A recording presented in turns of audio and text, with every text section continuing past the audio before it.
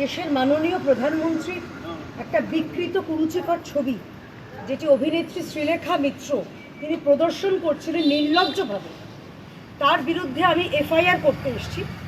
এই মুহূর্তে আমি অনুরোধ জানাবো, যারা থানায় রয়েছেন দায়িত্বশীল, যারা রয়েছেন বড়বাবু মেজবাবু যেই বাবুই থাকুন না কেন, অবিলম্বে থেকে গ্রেপ্তার করতে হবে এবং এদেরকে সমুচিত শিক্ষা, যেরকম আমরা দেখেছি আমাদের মাননীয় মুখ্যমন্ত্রী শুভেন্দু অধিকারী মহাশয় যারা আপনাদের সাংবাদিকদের উপর যারা নিগ্রহ করেছে, ইতিমধ্যে 11 জনকে গ্রেপ্তার করা হয়েছে।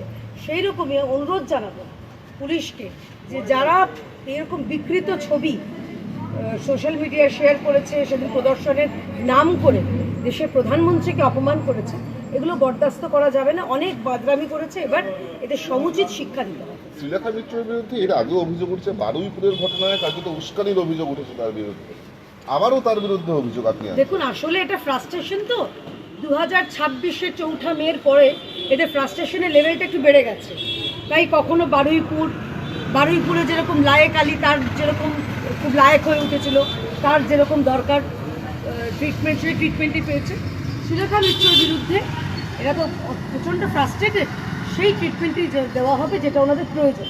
এবং ট্রিটমেন্ট মানে আমি বলতে চাইছি আইনানুগ ট্রিটমেন্ট, কারণ এইভাবে দেশের প্রধানমন্ত্রীকে অপমান করার জন্য মানে সারা জীবন যাতে মনে থাকে সেই রকম তাকে শাস্তি দিতে হবে। দিদি বলছি যে এই থানায় অভিযোগ কেন? আমার ভারতবাসী, আমি আমার দেশের প্রধানমন্ত্রীকে এরকমভাবে বিকৃত একটা ছবি দিয়ে, এবং সবথেকে মানে লজ্জা হচ্ছে এরকম নোংরা একটা হাসি। উনি ভাবলেন কি না কি করে ফেলেছেন, কত বড় তালেবর, কত বড় যা করেছেন সেইটা বিরুদ্ধে এবার কিন্তু একটা শাস্তি পাওয়ার প্রয়োজন বলে আমি প্রথম দাবি কি গ্রেপ্তারি? একেবারেই গ্রেপ্তার, তাকে অবিলম্বে গ্রেপ্তার করতে হবে, তা না হলে আমরা নিশ্চয়ই আদালতে যাব। আমি আশা করব, যেহেতু আমাদের মাননীয় মুখ্যমন্ত্রী তথা পুলিশ মন্ত্রী তিনি এই বিষয়ে যে জিরো টলারেন্স নীতি যেটা নিয়েছেন, আশা করছি ম্যাডাম শ্রীলেখা মিত্র অচিরে টের পেয়ে যাবেন যে এইসব মাদ্রামি করার দিন রুচির একটা অভাব হয়ে যাচ্ছে। বামেদের আবার রুচি কোথায় ছিল? এরা নিজেদের ভাবে আমরাই সব কিছু, আগে বলতো যাদবপুরে চান্স পেয়ে দেখা, যাদবপুর কেন, যাদবপুরের থেকে আরও উৎকর্ষ এবং উৎকৃষ্ট প্রতিষ্ঠানে চান্স পেয়ে আমাদের যারা জাতীয়তাবাদী, আমি চীনবাদীদের কথা বলতে পারবো না ভাই, কিন্তু জাতীয়তাবাদীরা অনেক উৎকৃষ্ট জায়গাও চান্স পায় যাদবপুরে। কিন্তু এটা বিকৃত কাম, একটা কুরুচিকর, এবং এটা বোঝা যায় যে বামেরা কখনোই তাদের ভারতের প্রতি সম্মান ছিল না। এবার দেশের প্রধানমন্ত্রীর প্রতি এইরকমভাবে কুরুচিকর মন্তব্য কোনো মতে বরদাস্ত করা যাবে। দায়ের করতে এসেছি শ্রীলেখা মিত্রর বিরুদ্ধে, অভিনেত্রী শ্রীলেখা মিত্র, এবং তিনি যেভাবে একটা কুরুচিকর ছবি নিয়ে প্রদর্শন করছিলেন নির্লজ্জভাবে, গেটো হাসি হেসে, এবং দেশের প্রধানমন্ত্রীকে এরকম বিকৃত ছবি, কুরুচিকর ছবি, তার বিরুদ্ধে আজকে আমরা থানায় এফআইআর করতে এসেছি। আমার সঙ্গে রয়েছেন আমাদের মণ্ডল প্রেসিডেন্ট মাননীয় অরুণ বিশ্বাস মহাশয়, রয়েছেন এই জেলার আমার অনেক কার্যকর্তারা, এই মণ্ডলের কার্যকর্তারা, এবং সমস্ত রাষ্ট্রবাদী মানুষ রয়েছেন। সবাই নিয়ে আমরা এসেছি। প্রয়োজন পড়লে আমাকে দিয়ে, এই মণ্ডলে শুরু হলো, প্রয়োজন পড়লে আমরা যতজন এসেছি প্রত্যেকে একটা করে এফআইআর হবে। শ্রীলেখা মিত্রকে গ্রেপ্তার জানানোর আর্জি জানানো হবে আনন্দপুর থানায়। Okay.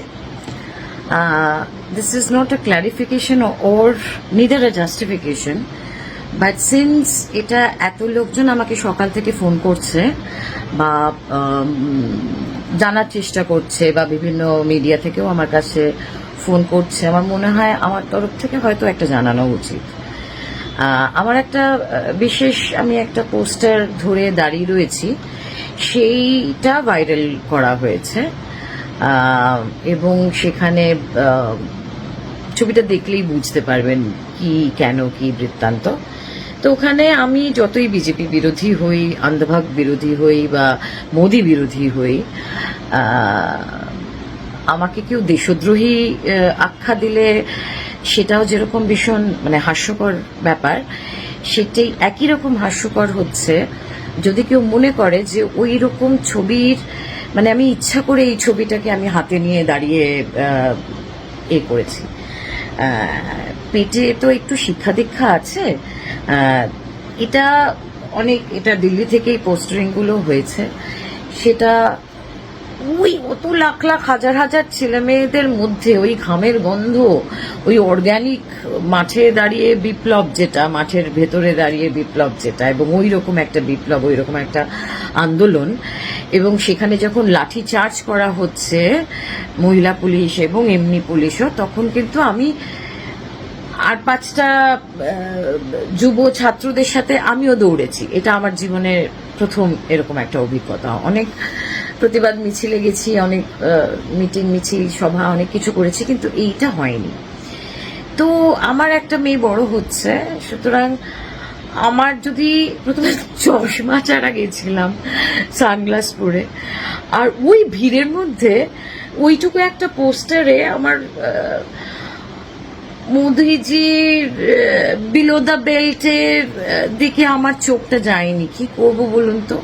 একটু জেনারেলি মেয়েদেরকে জিজ্ঞাসা করবেন, মানে শতকরা 95% মহিলারা বলবে যে আমরা যদি কোনো পুরুষ মানুষকে দেখি, আমরা তার প্যান্ট দেখি না, প্যান্ট বা তার নিম্নাগ্নে দেখি না।